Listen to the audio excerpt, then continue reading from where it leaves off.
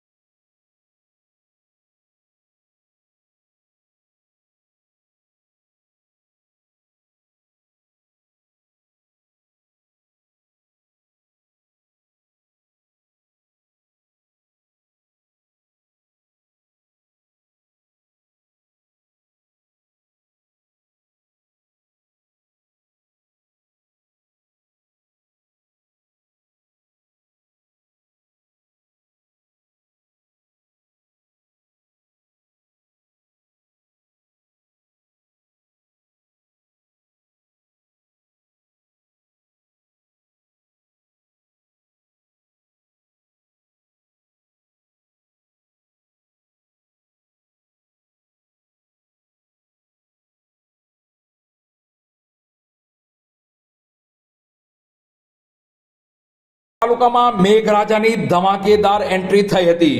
આજ સવારથી જ મોટા ખુટોડા સહિત આસપાસના ગ્રામ્ય વિસ્તારો જેવા કે કીકરિયા, ઉગલવાણ, કાળેલા, ગોરસ, બોરડી, શાંતિનગર, થોરાળા સહિત અનેકો ગામોમાં ભારે વરસાદ વરસવા પામ્યો હતો। મહુવા તાલુકાના મોટા ખુટોડા વિસ્તારમાં ધોધમાર વરસાદ વરસતા ગ્રામ્યજનોને ભારે મુશ્કેલીનો સામનો કરવો પડ્યો હતો। સતત વરસેલા વરસાદને કારણે સ્થાનિક રહીશોના ઘરોમાં પાણી ઘૂસી જતા મુશ્કેલી સર્જાઈ હતી। માલણ નદીમાં ઘોડાપૂર સાથે લિંડકિયા નદીમાં પણ પૂરની પરિસ્થિતિ સર્જાઈ હતી। આ દરમિયાન 2 વ્હીલર બાઇક તણાઈ જવાનો પણ બનાવ બનવા પામ્યો હતો। ગામના મુખ્ય રોડ રસ્તા અને નદીના પુલને નુકસાન પહોંચતા ધોવાણ થયું હતું। ભારે વરસાદ અને પૂરને પગલે વાહન વ્યવહાર સંપૂર્ણપણે અટકાવી દેવામાં આવ્યો છે, જેના કારણે ગ્રામ્યજનોને અવર જવર કરવામાં ભારે મુશ્કેલીઓનો સામનો કરવો પડી રહ્યો છે। ભાવનગર જિલ્લાના મહુવા તાલુકાના મોટા ખુટોડા મારું ગામ છે। મારું નામ છે કોળિયા વિનોદભાઈ।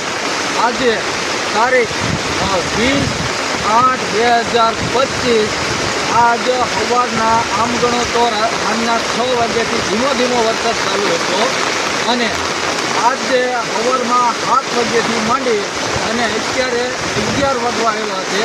હજી વરસાદ ધીમો પડતો નથી, વધારે પડતો વરસાદ છે। ઘણા ખરા વૃક્ષો પડી ગયા છે, જમીનના પોલ પડી ગયા છે, પછી કોઈ પણ શેઠા પાળા ટોટલી તૂટી ગયા છે અને નાળા રસ્તા સાવ બ્લોક થઈ ગયા છે અને ઘરે ઘરે ગરીબ માણસો ઝૂંપડા કરીને રહેતા હતા, એના ઝૂંપડા તણાઈ ગયા છે આજે અને એનું ખાવા પીવાની સાવ બે હાલાતી થઈ ગઈ છે।